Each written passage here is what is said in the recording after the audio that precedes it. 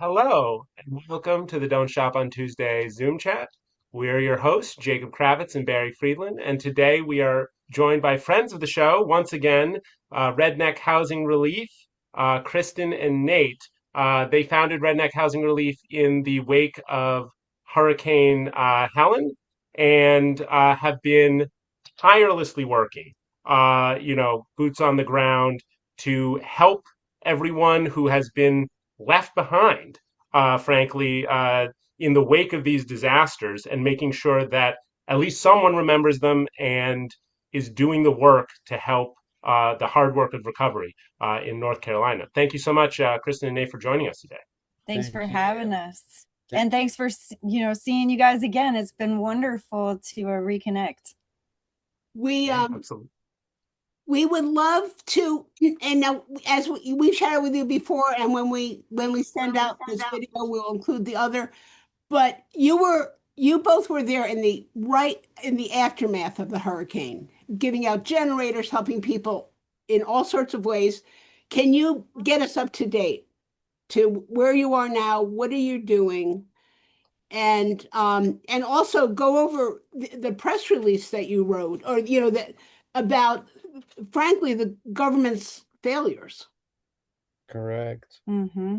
Yeah. So we just a little recap of us. We were originally from Arizona, and we were with you guys probably January, I think, of last year, was it? Or close to that. We were like a lot of people at home watching Hurricane Helene barrel through, the eastern side of the United States.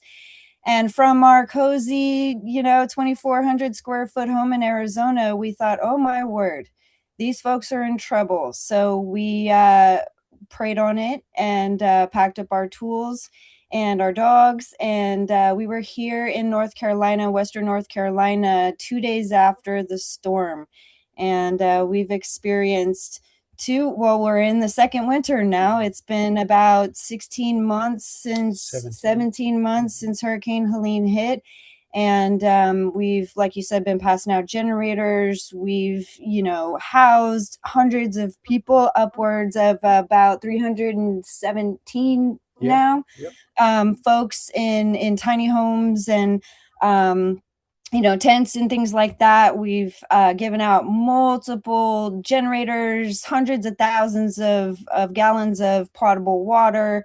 You name it, we've done it. Search and rescue. And we're still here after a year. We've actually moved here because of our ties to the community and the need, essentially, that these folks still have 17 months later. And I don't know, Nate, if you want to get into the disparities that these folks have faced. It's incredible. So yeah, as Kristen was saying, we have our efforts have never stopped. We have continued um, to support many different communities. We're in multiple counties, sometimes daily. And the need is still great. There's still folks that are displaced, still people living in tents. Not so many as there was, but there is now still people in tents. A lot of people still living in tiny homes and donated campers. That is a fact. And just haven't received the assistance that they need. And a majority of them are folks that are still living in their homes that have, blown out walls and mold and everything because they're not getting help. Yeah, we've done multiple different phases of construction, assisting folks, trying to get them into more permanent situations rather than a donated RV. Although we did uh, dozens and dozens of those as well. 77, I think. Yeah, something like that. 77, I believe. And Can you give a sense? Oh, sorry, continue. go ahead. Go ahead. Oh, I Fire just away. wanted to can you give a sense of, you're talking about, you've obviously helped personally, hundreds of people already in terms of helping them get shelter, in the midst of this ongoing disaster. What and you've been working tirelessly around construction of it. In fact, last time I remember you were actually out on the site actively Correct. Correct. actively working and clearing land that had and rubble and tree falling. What percentage from your sort of viewing, what percentage of the way along is the recovery? How many, Boy, people among those affected have received any help? I know because you're only a very small operation and there's working 24/7, 365. There's only so much you can do. What portion and what number of people are still out there completely, unhelped here? tens of thousands, Yeah, tens of thousands. we've You got to estimated figure. about 10%. You've got to figure that out of the acknowledged 77,000 homes that have been destroyed, for there only to be 431 of them repaired or rebuilt, none of which is by a government agency. It's all nonprofits. For there to only be 431 of them rebuilt or repaired, not even rebuilt. There's Like a handful a handful that that have we've been rebuilt. counted. Yeah. That should give you some kind of idea of what it's like, and then if you look at the numbers, that are all factual based, when you've got 600,000 people that were eligible originally, for FEMA, assistance, and only 170,000 of them applied, that tells you many things. One of the things is that, okay, so you got a lot of rural areas that possibly didn't have, the internet capability, and then you've got other factors that come into play. Fear, fear of losing your land, fear of losing your children, so you don't apply. You've got, and then you've got your seniors that just many of them simply just don't understand how to use a computer, have never done it. Or you have renters that they don't have any land. They don't have think no of their authority. own. So, and you have to look at the way the housing market was before Helene had hit. It was very much in demand. So when this happened, it put the renters out essentially. Yeah, and then there's nothing that they can do. It's not their land. They can't make a claim on it. So, and if there is a claim made on that property, that claim would then go towards the owner of the property. And, we've seen and witnessed so many pieces of property just get bought out for pennies on the dollar. And it's very, Who's doing the sad. buying here? Well, there's a few different things. I believe that actually, one of the congressmen or senators, I'm not sure, somebody from Western North Carolina just did. The numbers do change a little bit, but not much when you're talking billions of dollars. But there was just, I just saw there was 200 million, maybe in change, that was granted to Western North Carolina. And I believe some of that is going to be for buyouts, for buyout purposes. Other than that, you've got a lot of sharks that came in and just taken advantage of the situation, which is there's a special place for them kind of people too, and it's not called heaven, but This it's is like a microcosm of everything that's horrible in this area in the aftermath of a massive hurricane. And, I think it startled a lot of people because the hurricane went inland, that which it rarely does. But here renters have faced increasing problems through private equity buyouts and rent increases. It's exacerbated here. FEMA is not doing yes, its job, exacerbated here. The yes, climate is getting worse or unpredictable, exacerbated here.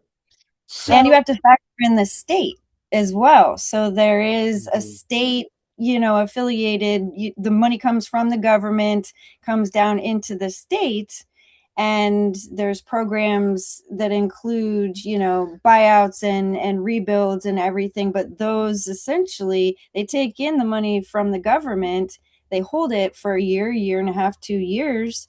They have an application process that is in Even blocks. if you're approved. So if they currently there is a state program, and they've had 7,000 folks apply for that relief to get their homes rebuilt or to get buyout or to get repairs. No. And now they're just now, as of like a few days ago, we've started hearing folks come to us and say, oh, we got some kind of communication back from this state entity. But when you think about 7,000 folks in blocks of 200, let's say, they have to, if you're the first person in that block, they have to wait for the other 200 in order to get their applications approved. So it's like a 2-year long waiting period It's for folks. Starting yeah, now, basically. much longer than That- 2 years in some cases. Right. Like, well, it's been 17 months, which is nearing 2 years anyways. Yeah. And then we've somebody just the other day, 3 days ago, we were planning on going and putting a new roof on for her. She's a wonderful girl, senior, very, very sweet. She sent me an email. We were actually supposed to be doing a roof this last week, and she sent me a text message, not an email, that said that she was excited. She said, I'm so excited. Renew NC just sent me a message and told me to cease and desist all construction, that my application was approved. So do not touch my home, and they're going to come out and assess it and everything else. And I didn't have the heart to take away her excitement. She just doesn't know how long of a road she's actually in for, because just because they approved the application, we have somebody else whose application was approved a year ago, and they haven't touched that home either. So it's and it's eventually, I'm certain that they will. Anybody whose application has been approved will get the assistance. But how do you expect people to hold on for 2-3 years? I've got one family right now that's living in Stachybotrys Tatarum, black mold. Half of their house is covered. Half of their house is gone. The roof is gone. Half of it completely. So you got to think of all the storms that have occurred since then, all the rain and everything else. That house is so full of mold, they shouldn't even be in the other half of it, but they have no other place to go. And they both work. They're just trying to survive, and it's tough. They have children and stuff like that, and it's just really tough. How do you, I don't want to sound naive, how do you live in a house that's exposed, that has any level of exposure? You shut off that portion of the house completely, make sure that there's no entry that can get into the one room that you are now limited to, which we are providing them with firewood so that they can not freeze to death. They're all sleeping in the living room where the wood burning stove is at. Mm-hmm. And it's sad, I mean, it's terrible. We just actually this delay is essentially denial of actual relief, right? Like if you delay for long enough, it's essentially the same as never giving them the relief. Because as you point out, people can't just hold on year after year, living in destitution, as they wait to be made whole. Those are the lucky people. Those are the lucky ones. If they still have a home to stay in, they're lucky. Mm-hmm. And even if that where are the unlucky ones who where are they? The unlucky ones are the ones that well, you gotta think, if you have a structure, you're doing far more well off than many. I had the words in my mind just a minute ago, and they will come back to me. And it's a very strong point. But the other ones are just roaming. Yeah. A lot of them. A lot of them have I've got it again. Members I've got it again. So the lucky ones are the ones that still have a structure and are able to have their homes rebuilt. The unlucky ones are the ones that are now in this newly mapped floodplain. They can't do nothing with their land. So the state's offering buyout programs to turn their lands into parks and stuff like that. And so you've got thousands, I'm talking tens of thousands of people who are in the new floodplain that can't even get a permit to repair their home. And and and they don't give you the value of your land with your home on it. It's more on the lines of the tax evaluation. What I mean, so. And those folks, there's probably upwards of 75% of folks that haven't received any permanent housing, that are living with family members or on someone else's land that they, have conjured up a deal with. But those folks, they're forced then to contact and essentially be program managers with like 30 different other nonprofits to say, oh, I need to get, a certain amount of 2x4s or insulation, and they're essentially building their house off the cuff with like literally 30 different nonprofit organizations, which if you're not somebody that had that previous, work experience or knowledge, it's almost amazing to see them do this, but you can only imagine what their mental health is and stress levels are. We've been providing full units of 2x4s.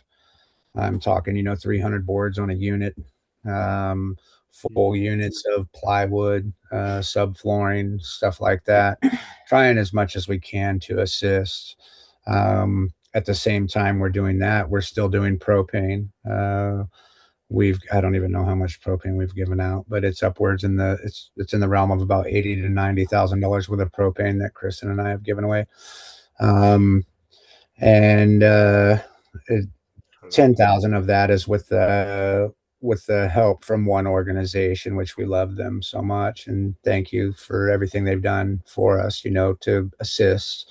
They've given us about a $10,000 propane credit, which we expired. And then they just added another, I think, 2,000 to it, which we're very grateful for, because it's less that we have to spend out of our own pocket. That being said, that's $12,000. Do you want to mention who that is, or just keep it? Pass the Salt. Pass the Salt. It is a wonderful group. Yes. And Coach Dave he's a good guy. And there's several individuals that are involved with that we now know personally, and we love them. We love their efforts. We love their drive. We love the fact that they trust in us. And that they support our efforts. I mean, it's not every penny counts. It's not like life changing that they've done, but it is life saving that they've done. And it's also saved Kristin and I, $12,000 and which is a lot. I mean, it's a good chunk of change. However, we are into it for, I believe, closer to $80,000 to $90,000 that Kristin and I add the rest in from our own pockets. And then we've had maybe, every donation that we receive, I've posted on our X platform and or Facebook. Some of them are on Facebook. The majority of them are on X. And I say thank you. I give them a special thank you and cross out their name, their last name, so that people can't bother them or anything like that, just to give them respect and privacy. And I think in that we have received probably somewhere around 20,000 maybe. So out of the 90,000 that we've spent on propane, we've had half, or probably less than half that have been supported by others. But we appreciate that. Don't get me wrong. We are so grateful for it. And so it's nice to see people coming from all over the country, calling in and supporting those efforts. but Yeah, that's just one area that we're doing things in. That's totally. just There's propane, there's the wood, there's the tiny homes, there's the, it's a You, whole huge you, operation. you One name thing I was wondering is how there was a recent we in Baltimore were also there was a recent this massive winter storm it. um that came through, and I think that it also hit North Yes. Carolina pretty hard. And Hmm. I'm wondering sort of how these, you know, Hurricane Helen got a lot of headlines, right, and caused a lot of, damage at the front. But then there's these compounding, Yeah. weather incidents and disasters, and and things that sort of pile up on top. And I'm wondering if you could Mhm. talk about how and if that has affected sort of how that affects the situation on the ground, recovery, and people as well. you mean as far as It the has. freeze and stuff like that? Yeah, well, Yeah. just the compounding, events. So, for instance, shortly after Helene, maybe 6 months after Helene, there was a tropical storm Chantal that hit the area as well. And there was a town called Mebane that lost their water treatment plant. The road completely washed out, and then they had a whole bunch of damage to that. And it was a town of 20,000 folks that were within 24 hours of losing all of their drinking water. So they were able to, get that fixed in time, so that wasn't an issue. But all of the, freezes and the storms that happen, they all impact. So, for instance, this last freeze, we've been 24/7 getting calls at 1 o'clock, 2 o'clock in the morning from folks saying, I'm in a camper and my propane ran out and we are literally freezing. And we can't get out of our driveway. We don't have four-wheel drive. We don't have a car in some instances because it was lost with Hurricane Helene. So we're driving to them in our four-wheel drive vehicle to provide them With the heat and essentials. life, essentially. So Food. yes, it's absolutely a compound effect. Yeah, we created a couple of posts that were offerings to the communities. I mean, anything that we could think of to help support. You got to think you've got so many different age groups and so many different needs. So anytime we were going to the store for ourselves, I would just announce, hey, you know what? I'm headed to Walmart. If there's any seniors out here that need any medication picked up, any food picked up, any supplies, let me know. While I'm here, I will grab it for you and deliver it to you. And you would not believe the amount of calls that we got. And because they were frozen, their ground is frozen, they can't get out. A lot of them, I mean, literally can't get out. I had propane tanks that were frozen to the ground that I couldn't get out. Yeah. And so we had quite a few inches of ice, straight ice. And it, even with our big truck, we've got a big truck. It's a 2500 HD with brand new mud and snow tires on it and four-wheel drive. It was still And challenging. yeah, you have to Sometimes think I was going that, down the road sideways like right. this. You have to, plus you have to think that Western North Carolina is very mountainous. I mean, we are in the foothills, Mm-hmm. if not in the Appalachian Mountains. So you have driveways that are like this. So when you think of, a hurricane hitting in Florida or on the coast of North Carolina, which is, pretty flat, the residual effect of, time after time after time, incidences of natural occurrences like freezing or flooding or anything like that. These folks that, have their little Toyota Corolla in a steep, area, they're not able to even get out. Yeah, no. So we did. I was I was doing. I ran her ragged to the point that she had to rest, and that left me doing some of it by myself at all hours of the night.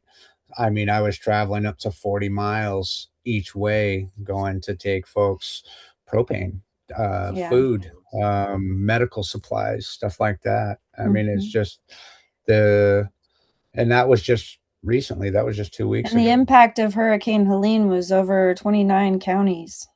It was, 17. or something like that. It was over, I mean, as large as the state of Massachusetts. Yeah, here in Western North Carolina, it was Right. 17, I believe. And I, what is the governor? What is the I mean, it's. I'm not a big fan of elected officials, but this is beyond the pale. That this yeah, this Yeah. stasis is going on, and there's no move, and it's slothful at best. I mean, Yeah. yeah. what could be a higher priority than taking care of this citizenry? The Epstein files, because that's all you see on the news. Well, And that was it's sad. so they It's could. sad. To be honest, I mean, to be honest, apparently the mainstream media cares more about the Super Bowl But and cares more about the Epstein files, and they care about the people who are currently suffering, which there is importance to all of it. But I But mean, Governor Stein from North Carolina has written a few communications to the Trump administration and asked for additional funding, which I believe there was just a small piece that was, given to North Carolina. The big problem is that if you look at storms of the same magnitude as Hurricane Helene, so for instance, Katrina and Sandy and Harvey, what happened and the difference between what happened with Western North Carolina and Helene is that all of those hurricanes, they received a separate bill that was not bundled in for funding with correct. other unrelated costs. And doing so, the recovery after 1.5 years for all of those other disasters, they were upwards of 80% okay, complete, rebuilt. Even after 90 days, they received the so majority of their funding. exactly, upwards of 70 to 80% was received within 90 days of that storm. We're a year and a half out. So if you look at what happened when Hurricane Helene happened, a bill was introduced, but it was combined with other unrelated things. So it did not get the optics from Congress's perspective to say, look, the president realizes that this is a catastrophe, and here is the money dedicated specifically for that catastrophe. It didn't happen in Hurricane Helene. No, it actually, in the beginning, I believe, if I'm not mistaken, a couple of days before Hurricane Helene hit, Congress did award FEMA, I believe it was like $20 billion or something like that, in anticipation of Hurricane Helene, before it even made landfall. And but then once it made landfall, that money some of it started going out of country. Some of it started going, I mean, it was just not really appropriated properly. There was some funding provided in anticipation of it that just didn't really make it here. And there's still stuff going on here that isn't right. You got to figure if they received, like, for example, like Kristin was just saying, if Hurricane Katrina received, I believe it was 120 billion, if I'm not mistaken, or close to it, in damages, and within 90 days they had that isolated bill requesting funding for that disaster, and within 90 days there was a response to the tune of 80% or something like that, federal reimbursement. So is that, And Nate, is that what you think needs to, like, what do you think at this point, having worked on the ground, having been here, we're coming up on, we're gonna come up on 2 years before we know it. What that's what pin in could the break this impasse? What could change significantly the situation on the ground to actually get out of this mire of just uh, a lack of resources and a lack of manpower and attention in the area that is just leaving people, increasingly just sort of forgotten, and to a point where we're all such an immediate society, right? That it's so far in the rear view that I feel like a lot of people might be like, wait, that's still happening? I could barely even remember when that did happen, right? And so, Yeah. what can be done to sort of, or what would you hope can be done to sort of change things on the ground? Well, I think that to start with, that a new bill should be Erected by the erected by the president of the president. United States of America, is saying, $59 billion of damage. We've received 10.6%. 5 billion. Cut a check for 75% of the remaining. 10.6%. Let the states handle the difference, but the bulk of it needs to come. 10.6%, 17 months later is unacceptable.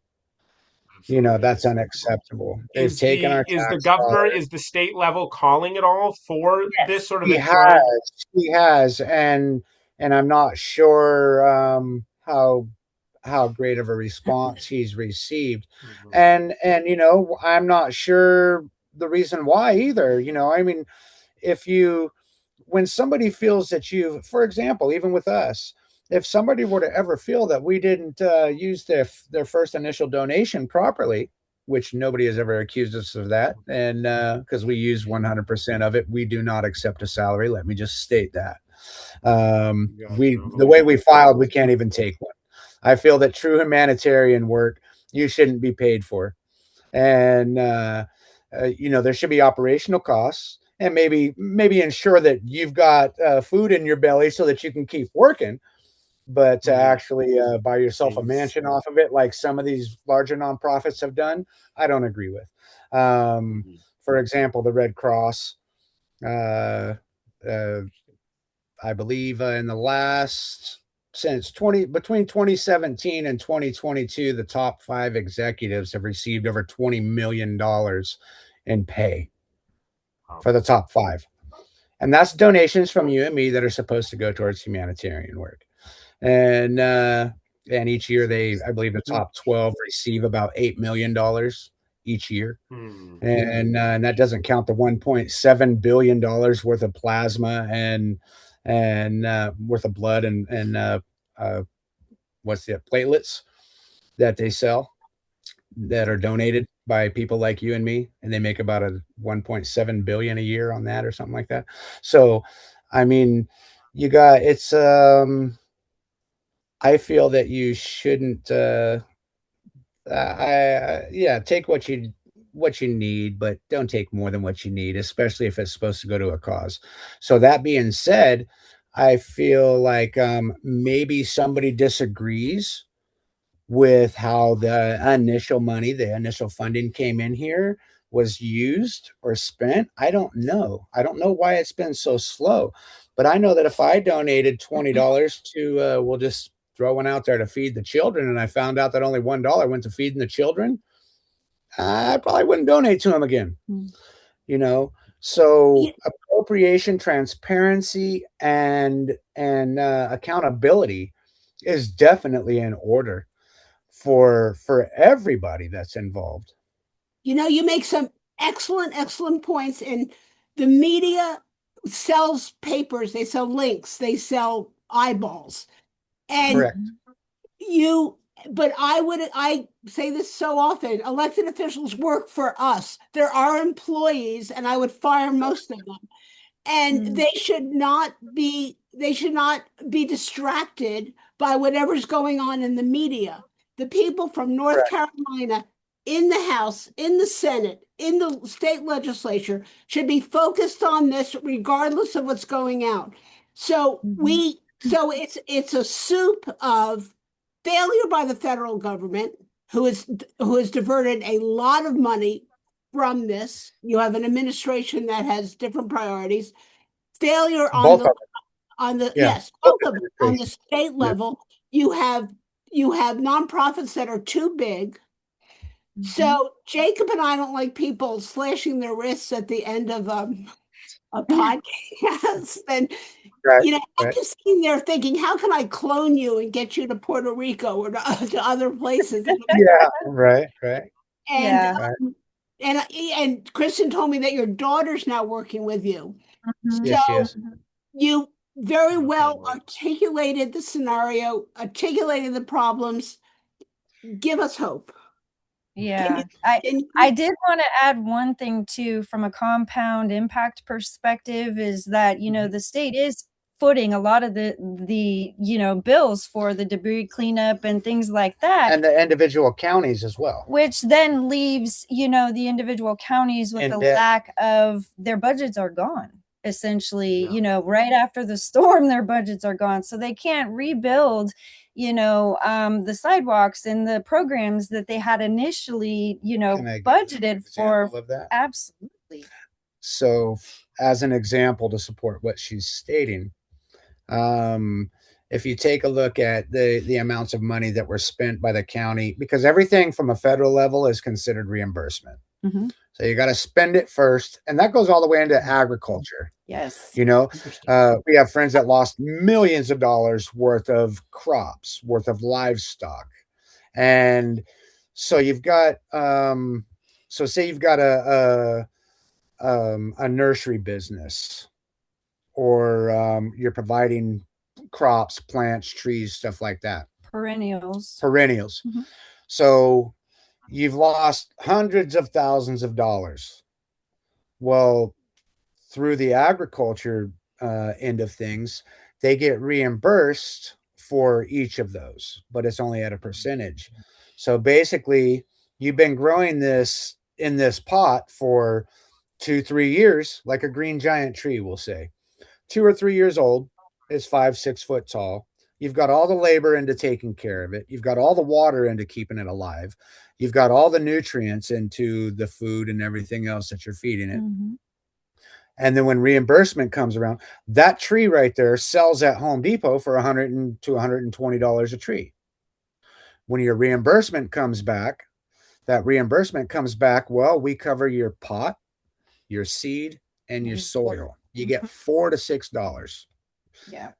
And so you're out $96 on each of those plants. So we've got friends that, well, one of them, millions they've lost. lost. One of them just donated about 35,000 trees to us that we've been distributing, giving them to people to resecure their borders, to give them privacy, so people will stop just driving by, filming them, and not stopping to ask if they need help.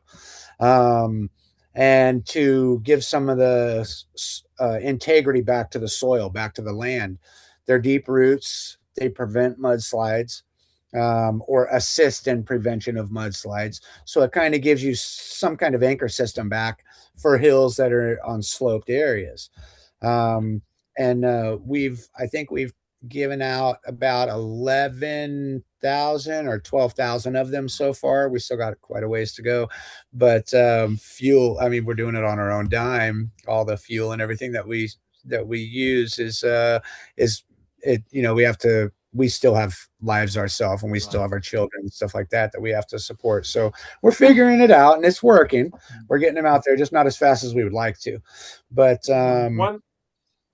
one of the things that always comes through just when talking to you both is just the incredible generosity of yourselves and the people that you meet in terms of stepping up to try to help those in need with their resources, with their time, with their Even thoughts just and prayers, but with, by doing good acts, right? Mm-hmm. And by being, just such exemplars of what good, thoughtful, citizens and people are. Where can people, if they are feeling, once again, as I am, inspired by the two of you and by, the incredible work that's being done, how can people reach out and get involved in and do a little bit to put their, shoulder to the wheel here and get things turning? So one way that they can do it is we have a Facebook page. It doesn't have a whole lot on it, but it's got enough that it will make you a believer. We post about, I'd say probably about 10%, maybe a little less of what we actually do. And that's Redneck Housing Relief on Facebook. And then we have redneckhousingrelief.com, which has a donation link there. And then we also have a Twitter, which has quite a bit of stuff on it. Not so much anymore since I learned, yeah, X now. Not so much now that I've learned how to use Facebook a little bit better, but there. And then we do have a couple of things on TikTok as well. So, but our actual links are We have on our our website, webpage. redneckhousingrelief.com. If you scroll all the way down at the bottom, there's Facebook, X, and it'll take you directly to our feed. We also have our phone number posted right there at the top, which is 480-781-1772. And that's where folks directly call us night or day. And we answer. One of us answers directly. There's also a donation button on our website as well if you feel compelled to donate to the cause. We would love to get mail. If you want to call us and get our direct address, we love hearing from folks as well. Yeah, and we get a lot of it. It's great. So it's so beautiful. It's so beautiful. When you open up the mailbox and you got something in the mail, just a thank you card that says God bless you and thank you for everything that you're doing. You are doing God's work. You are his hands and feet. It it it leaves you, I don't even know how to say it, wanting to do more than we already are, but there's only two of us, so it's hard. And then now that we have Goose, it's a little better.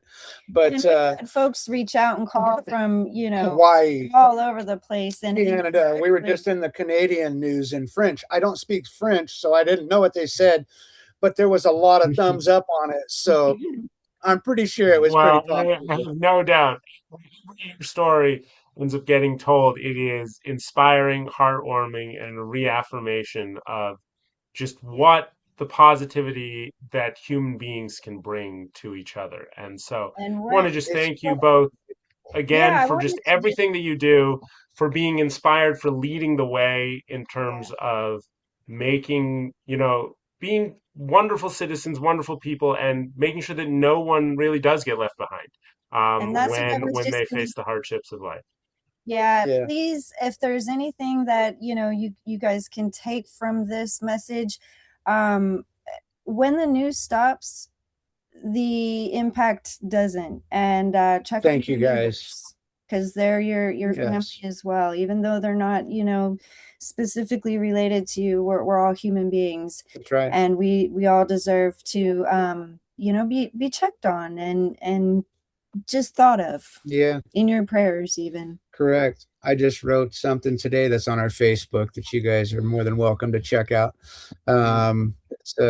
It's pretty touching. I've received so many phone calls over it already. It's pretty neat. But real quick, back before we're out of time, back to what I was saying about your reimbursements. So everything from the government is in a reimbursement. So you've got, for example, Buncombe County, which is where Asheville, North Carolina is at. A very populated area and a very outspoken area. And they spent, I believe, $50 million in their own repairs. They received a huge chunk back of that from the federal government. And then you get into your more rural areas. And I know, and we're not political, but we know that it has a lot to do with politics. You get into your rural areas where you've got your good old boys. We'll just say it like that.